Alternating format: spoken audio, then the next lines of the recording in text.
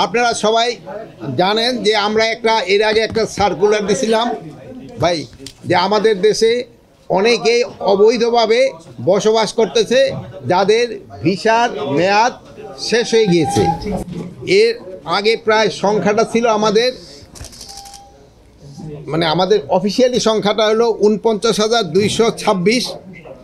এখন এইটা কমে আসছে ৩৩,৬৪৮। এই ৩১শে জানুয়ারি কিন্তু তাদের এই সময়সীমা শেষ হয়ে যাবে। আর আমরা ইন দি মিন টাইম এইটা কমানে প্রায় ১০,৫৩,০০,০০০ টাকা আমরা ট্যাক্স রেভিনিউ আয় হয়েছে এদের মাধ্যমে।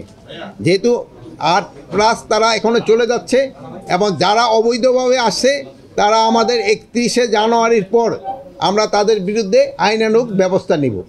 এটা শুধু তাদের বিরুদ্ধেই না, এবং তাদের যারা এই কর্মসংস্থানের ব্যবস্থা করে দিচ্ছে, যেহেতু তাদের কোথাও কাজ দিতে হলে এটা কিন্তু ইসেদের থেকেও একটা পারমিশন নিতে হয় বিদেশিদের কাজ দিতে হলে। যদি তারা ওইটা না নিয়ে থাকে এবং এইটা করে থাকে, এই জন্য ওই যেই সংস্থা তাদের যে প্রোভাইড করছে তাদের বিরুদ্ধেও আমরা ব্যবস্থা নেব।